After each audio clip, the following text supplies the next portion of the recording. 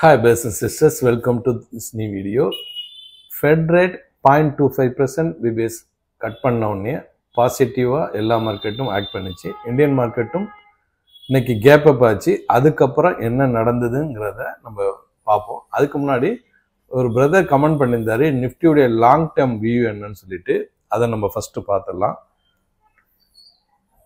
அவர் நிறைய குறிப்புலாம் போட்டிருந்தாரு. இருந்தாலும் இப்போ நம்ம லாங் டைம் வியூ பார்த்துடலாம். இப்போ நிஃப்டி வந்து ஒரு ரேஞ்ச் மார்க்கெட்டில் இருக்குது. அதாவது நிஃப்டி வந்து லைஃப் டைம் ஹை வந்து 26,000 சுருக்கம் பாருங்க. லைஃப் டைம் ஹை வந்து 26,277. இதுதான் நம்ம இப்போ இருக்கிற இடம் வந்து 25,423. கிட்டத்தட்ட ஒரு வருஷமாக சுற்றிகிட்டே தான் இருக்குது. இது எவ்வளவு தூரம் சுத்துண்டு யாராலையுமே கணிக்க முடியாது, ரைட்டா? இப்போதைக்கு ஒரு ஷார்ட் டைமில் மார்க்கெட்டு அண்டு ஃபண்டமெண்டலாக டெக்னிக்கலாக வச்சு தான் நம்ம என்ன நடக்கலாம்ங்கிறத யூகிக்கிறது. ரெண்டாவது, ஐ am not a SEBI registered person, எல்லாமே எஜுகேஷனுக்காண்டி சொல்கிறது தான், ரைட்டா? நம்பர் 1. இப்போதைக்கு நான் முன்னாடியே சொன்ன மாதிரி தான் இந்த இடத்துல போயிட்டு டபுள் டாப் எடுத்துட்டு ஷார்ட் டைமுக்கு கீழே இறங்கலாம். வெரி லாங் டைம்ல எப்பவுமே மார்க்கெட் மேலே தான் ஏறும். இப்போ நான் வந்து இதை ஒரு மந்த்லி கேண்டலுக்கு மாத்துறேன். இது பாருங்க, எப்படி 45 டிகிரி போட்டு மேலே ஏறிட்டே இருக்கா. சில நாய்ஸஸ் இருந்துட்டு தான் இருக்கும். மொத்தத்தில் மார்க்கெட் மேலே தான் ஏறிக்கிட்டு இருக்கிறது தான். இதுதான் ஹிஸ்ட்ரி சொல்றது. ஒரு பாயிண்ட்டுக்கு நான் கிளியர் பண்ணியிருக்கேன். அப்புறம் கோல்டு பற்றி கேட்டிருந்தாப்புல, அதுக்கும் ஒரு கிளாரிஃபிகேஷன் கொடுத்துட்றேன். கொடுத்துட்டு நம்ம மார்க்கெட்டை பார்ப்போம்.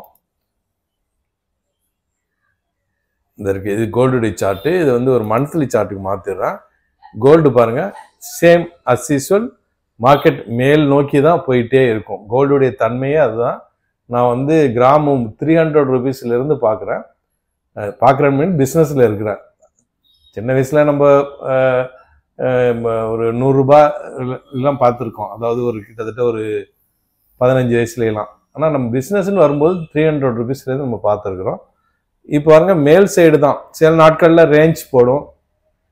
கோல்டையும் நம்ம கணிக்க முடியாது. நம்ம எப்போ வாங்குறோமோ அப்போ தான் கீழே இறங்கும். அப்போ மனசை பாதிக்கும். வெரி லாங் டேர்முக்கு மார்க்கெட் மேலே தான் போயிட்டு இருக்குன்னு பார்க்குறோம். அதையும் நம்ம சொல்ல முடியாது. ஒரு ஷார்ட் டேர்முக்கு தான் நம்ம சொல்ல முடியும். இதுவும் எஜுகேஷனல் பர்பஸ் ஒன்லி தான். சில்வர் பற்றின்னு கேட்டிருந்தாப்புல, சில்வர் இல்லை, இன்னொரு பிரதர் சொல்லியிருந்தாரு, நீங்கள் வந்து மேலே இருந்த கணிச்சு நீங்கள் பிடிச்சிருப்பீங்க, எங்களுக்காவது ஹிண்ட்ஸ் சொல்லியிருக்கலாம்ல. நம்ம கடையில் வந்து சில வாங்குற அந்த கஸ்டமர்ஸுக்கு என்ன பொதுவாகவே நான் சொல்கிறது, கோல்டு உங்கள் கையில் காசு இருந்தால் ஃபிசிக்கலாக வாங்கிங்க. கோல்டுங்கிறது ஒரு எப்போவுமே நமக்கு ஒரு லிக்விட் கேஷ், எமர்ஜென்சிக்கு நம்ம கையில் ஒரு வேகமாக கேஷாக மாற்றுற ஒரு விஷயம். அப்படி தான் நான் சொல்ல முடியும். இது எஜுகேஷனுக்காக சொல்கிறது தான். மற்றபடி ஏறலாம் இறங்கலாம், ரைட்டா? அதே மாதிரி அவர் கேட்ட இன்னொன்று இது பார்த்துடலாம். சில்வர் மட்டும் எப்போவுமே ஒரு டேஞ்சரான ஒரு இது. அது பாருங்க, வாலட்டைல் பாருங்க, இங்கேருந்து கீழே எவ்வளோ வரைக்கும் இறங்குது. $34 இருந்து $28 இறங்கியிருக்கு. கோல்டை விட சில்வர் வந்து வேகமாகவும் ஏறும், வேகமாகவும் இறங்கும். ஆனால் கோல்டை தான் ஃபாலோ பண்ணும். அதுவும் நமக்கு தெரிஞ்ச விஷயம் தான். இது ஓரளவு உங்களுக்கு புரிஞ்சிருக்குன்னு நினைக்கிறேன். நான் இதுக்கு மேலே விரிவாக சொல்லக்கூடாது. I am not a SEBI registered person, all எஜுகேஷனுக்காக சொல்கிறது தான். இது ஷார்ட் டேர்முக்கு நம்ம எப்படி போகலான்னு சொல்லி ஒரு ப்ராடர் மார்க்கெட்டில் நம்ம அனலைஸ் பண்ணலாம், சரியா? சரி, இன்னைக்கு என்ன நடந்ததுன்னு நம்ம இதுக்கு போயிடலாம். இன்னைக்கு மார்க்கெட் வந்து வி ஷேப் நடந்து முடிந்தது. அதை பின்னாடி பார்ப்போம். இன்னைக்கு சென்செக்ஸ் எக்ஸ்பைரி. அதே மாதிரி இன்னைக்கு HDFC ஒரு 19 வெயிட்டேஜ், அதாவது 1% ஏறியது. இன்ஃபோசிஸ் 1.25% ஏறியது, 16 பாயிண்ட். இது ரெண்டும் தான் மார்க்கெட்டை தூக்கி எரிஞ்சுக்குன்னு கூட சொல்லலாம். அதே மாதிரி டெக்னிக்கலாக நிஃப்டி மறுபடியும் தொடருதா, அது முன்னாடி நடந்த மாதிரிங்கிறது ஏன்ங்கிறத நம்ம லாஸ்ட்டாக பார்ப்போம். அதே மாதிரி இன்னைக்கு ஒரு ஹேங்கிங் மேன் கேண்டில் போட்டிருக்குது நிஃப்டியும், பேங்க் நிஃப்டியும், அதுவும் பார்ப்போம். அதே மாதிரி இந்தியா விக்ஸ் வந்து 3% டவுன் ஆயிருக்கு. 10க்கு கீழே இருக்குது. விக்ஸ் வந்து 10க்கு கீழே இருக்குது, ரொம்ப கூலாகி கிடக்குது. அதே மாதிரி INR மறுபடியும் 88க்கு மேலே போயிடுச்சு. 88.11 இருக்குது. அது லைஃப் டைமில் வந்து 88.28. அதுவும் நமக்கு மனசுக்கு கவலையான விஷயம். அதே மாதிரி கிஃப்ட் நிஃப்டி மேலே ட்ரேட் ஆனதுனால காலையில் டெலிகிராமில் கேப் அப்னு நம்ம அப்டேட் பண்ணியிருந்தோம். டெலிகிராமில் ஜாயின் பண்ணாதவங்க ஜாயின் பண்ணிக்கோங்க. அதே மாதிரி ஃபேக் ஐடியில் ஜாயின் பண்ணாதீங்க, லிங்கை பயன்படுத்தி ஜாயின் பண்ணிக்கங்க. இப்போ மார்க்கெட்டுக்குள்ளே போயிடலாம். 5 மினிட்ஸ் மாற்றிடுறேன். Yesterday close 25,330. இன்றையுடைய ஓப்பன் 25,441. 111 பாயிண்ட்ஸ் நீங்கள் கேப் அப் ஆச்சு. 9.4க்கு ஒரு ஹை கிரியேட் பண்ணிச்சு 25,448. அதுதான் என்னுடைய ஹை கூட. அதிலிருந்து 25,400 12 மணி வரை 25,400 டு 25,450 அரைச்சமாகவே அரைச்சிட்டே இருந்தது. 12 மணிக்கு ஒரு 2:30 மணி வரைக்கும் மடன்னு கீழே இறங்கி லோவை கிரியேட் பண்ணிச்சு 25,329. அதுதான் இன்றைய லோ கூட. அதிலிருந்து ஜேன் ஸ்ட்ரீட் ரிட்டர்ன் ஆயிட்டாங்களோன்னு ஒரு ஐஎம் மடன்னு ஒரு அரை மணி நேரத்தில் மேலே ஏறிச்சு 25,434.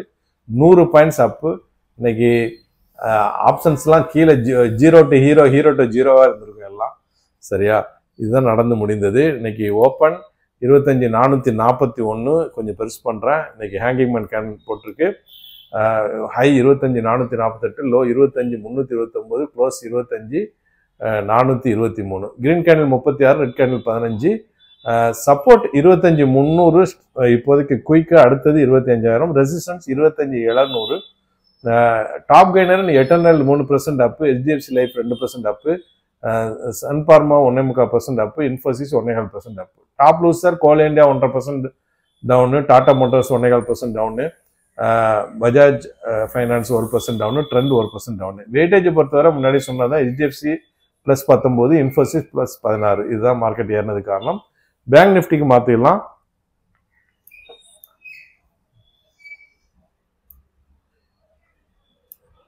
பேங்க் நிஃப்டி இன்னைக்கு ஒரு ஹேங்கிங் மேன் கேண்டில் தான் போட்டிருக்கு. 55,490 to 55,835, 350 points movement. Green 7, red 5. HDFC தான் 1% அப் ஆகி பேங்க் நிஃப்டியை தூக்கிட்டு போனது. ரைட்டா? அடுத்ததாக சில குளோபல் மார்க்கெட்டில் என்ன நடந்ததுன்னு பார்க்கணும். கோல்டு வந்து இப்போதைக்கு 3,707 தான் லைஃப் டைம் ஹை. இப்போ 3,666 ட்ரேட் ஆகுது. கொஞ்சம் இறங்கி ட்ரேட் ஆகி கன்சால்டேஷன் நடக்குது. அதே மாதிரி இந்த கோல்டு பற்றி நான் சொல்லும்போது இப்போதைக்கு அது ஒரு சப்போர்ட் ரெசிஸ்டன்ஸ் இல்லாமல் புதிய லைஃப் டைம் கிரியேட் பண்ணி போகும்போது கோல்டாக இருக்கட்டும், சில்வராக இருக்கட்டும், அது வந்து சிக்னல் இல்லாத கார் எப்படி ஒரு இடத்துல ஓடுமோ அதே மாதிரி தான் ஓடும். அதுவே புதுசாக சப்போர்ட் ரெசிஸ்டன்ஸ் உருவாக்கும் போது தான் அது மார்க்கெட்டில் அது சரியாகும். அது வரைக்கும் அதுக்கு கரெக்டான இது இருக்காது. திடீர்னு வேகமாக மேலே ஏறும், திடீர்னு வேகமாக இறங்கும். US oil 63.74. அண்டு பிட்காயினும் 1,17,292, 1,24,517 தான் லைஃப் டைம். குளோபல் மார்க்கெட்டை பொறுத்தவரை Jones 3/4% up, S&P 500 flat, Nasdaq 1/2% down. Europe market England FTSE 1/4% up, CSE Italy 1% up, DX Germany 1.5% up. Japan Nikkei 1.5% up, Singapore Straits Times 1/4% down, Hong Kong Hang Seng 1.5% down, Taiwan weightage 1.5% up, Korea KOSPI 1.5% up, SCT composite 3/4% down, Jakarta Indonesia 1/4% down, Shanghai China 1.5% down. ஈவெண்ட்ஸை பொறுத்தவரை ஜப்பானுடையும் இங்கிலாந்துடையும் rate decision இன்னைக்கு வர வேண்டியிருக்கு. US உடைய initial jobless claims வர வேண்டியிருக்கு. பிலோபீடியா fed manufacture index வர வேண்டியிருக்கு. எல்லாம் முக்கியமான ஈவெண்ட்ஸு. ஓப்பன் இன்ட்ரெஸ்ட்டை பொறுத்தவரை ஆப்ஷன் செயினில் இன்னைக்கு வந்து PCR ரேஷியோ 1.09 சொல்லுது. அதாவது நியூட்ரல் டு பாசிட்டிவ் பயாஸோட இருக்கும். 25,000 25,400 வரைக்கும் 1 லட்சம் ஓப்பன் இன்ட்ரெஸ்ட் இருக்கு. அதே மாதிரி மேல் சைடு பார்த்தீங்கன்னா 25,400 டு 26,000 வரைக்கும் 1 லட்சம் கான்ட்ராக்ட்ஸ் இருக்கு. இதை நீங்க ஜூம் பண்ணி கூட பார்த்துங்க, இல்லை ஓப்பன் இன்ட்ரெஸ்ட்ல பார்த்துங்க. அதே மாதிரி FIDA ஆக்டிவிட்டியை பொறுத்தவரை அவங்க ஒரு தடவை வெறும் 1000 கோடி விற்கிறாங்க, ஒரு 100 கோடிக்கு வாங்குறாங்க, 1000 கோடிக்கு விற்கிறாங்க, 100 கோடிக்கு வாங்குறாங்க, 1000 கோடிக்கு விற்கிறாங்க, 100 கோடிக்கு வாங்குறாங்க. இப்படிதான் கிரீனு ரெட்டு கிரீன் ரெட்டுன்னு போயிட்டு இருக்கு பாருங்க. நேற்று ரெட்டு, அதுக்கு முன்னாடி கிரீனு, அதுக்கு முன்னாடி ரெட்டு, அதுக்கு முன்னாடி கிரீனு, அதுக்கு முன்னாடி ரெட்டு, அதுக்கு முன்னாடி ரெட்டு, அதுக்கு முன்னாடி கிரீன், மாறி மாறி red and green red and green. Confusing, நம்மளையும் அவங்களும் கன்ஃபியூஸ் ஆகிட்டு இருக்காங்கன்னு புரிஞ்சுக்கலாம். சரி, இது வரைக்கும் 11,329 கோடி விற்றுருக்காங்க. அதுக்கு முன்னாடி கிட்டத்தட்ட 50,000 கோடி 50,000 கோடிக்கு விற்றுருக்காங்கிறது நமக்கு தெரிஞ்ச விஷயம் தான். சில நியூஸ் பார்த்துட்டு நிஃப்டி மறுபடியும் அப்படியா அப்படிங்கிறத பார்த்துடலாம். Zelensky will run civilian left டைன்னு சொல்லிட்டு ஒரு இது big statement after Russia sparks nuclear panic. இது டைம்ஸ் ஆஃப் இந்தியாவில் வந்திருக்குது. ட்ரம்ப் இங்கிலாந்துக்கு போயிருக்காரு, கொஞ்ச நாளைக்கு அந்த டாரிஃப் பிரச்சனை இல்லாமல் இருக்கும், அவரும் கொஞ்சம் அமைதியாக இருக்காரு. நம்ம டாரிஃப் பிரச்சனையும் இல்லாமல் அமைதியாக இருக்கலாம். அப்புறம் European union calls for close the tie with India despite PM links with Russia with the கார்டியனில் வந்திருக்கு. அப்புறம் இஸ்ரேல் கிரவுண்ட் இன்வேஷனால ஆயிரக்கணக்கில் மக்கள் வந்து ரொம்ப இது பண்ணுறதாக அல்ஜசீரால வந்திருக்கு. அப்புறம் சிஎம் ஸ்டாலின் ஒரு ஸ்டேட்மெண்ட் விட்டுருக்காரு, சேக்கன் பியாண்ட் வேர்ட்ஸுண்டு, அதாவது ஹாரர் இன் காசா, இதை உலகமும் இந்தியாவும் அழுத்தம் கொடுக்கணுங்கிற ஒரு வார்த்தையை யூஸ் பண்ணிருக்காரு. இது ஃப்ரீ ப்ரெஸ் ஜேர்னலில் வந்திருக்கு. சரி, நம்ம டெக்னிக்கலாக போயிடலாம். மறுபடியும் நிஃப்டி அதை தொடருதாங்கிறது நம்ம பார்த்துடலாம். அதாவது 5 மினிட்ஸ்க்கு மாற்றிடுறேன். ஒரு தொடர்ந்து ஒரு 8 ட்ரேடிங் செஷனாக நல்லா சுருக்கிட்டால் தான் நமக்கு புரிய வரும். இது பாருங்க, அதாவது கேப் அப் ஆக வேண்டியது, மார்க்கெட் கீழே இறங்க வேண்டியது, கேப் அப் ஆக வேண்டியது, மார்க்கெட் கன்சால்டேஷன் நடக்க வேண்டியிருக்கு, கேப் அப் ஆக வேண்டியது கன்சால்டேஷன், கேப் அப் கன்சால்டேஷன், கேப் அப் கன்சால்டேஷன், இப்படியே தான் போயிட்டு இருந்தது. ஒரே ஒரு நாள் மட்டும், அதாவது இந்த 16ஆம் தேதி மட்டும்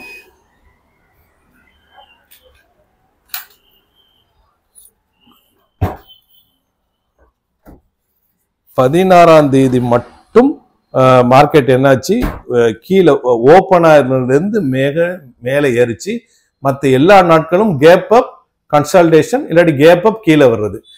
இது 16ஆம் தேதிக்கு அப்புறம் நேற்று 17ஆம் தேதியும் அதே மாதிரி ஆரம்பிச்சிருச்சு, கேப் அப் கன்சால்டேஷன். இன்னைக்கு 18ஆம் தேதியும் அதே தான், கேப் அப் கன்சால்டேஷன். ஸோ மறுபடியும் இதை தொடருதா, அதாவது நிஃப்டி வந்து அதுவா மூவ் ஆக மாட்டேங்குது மேலே, அதாவது இன்ட்ராடேல கேப் அப் ஆயிட்டு சும்மா அப்படி மூவ்மெண்ட் நின்று இப்படி படிக்கட்டில் அப்படியே மேலே தூக்கி வச்சு போற மாதிரி போயிட்டு இருக்கு. இது ஆரோக்கியமா இருக்கிற மாதிரி தெரியல. சரி, என்ன நடக்குதுன்னு பார்ப்போம். இந்த வீடியோ பயனுள்ளதா இருக்குன்னு நம்புறேன். மற்றவங்களுக்கும் ஷேர் பண்ணுங்க. புதுசாக பார்க்கணும், சப்ஸ்கிரைப் பண்ணி பெல் ஐக்கானை கிளிக் பண்ணிக்கோங்க. தேங்க்ஸ் ஃபார் வாட்சிங்.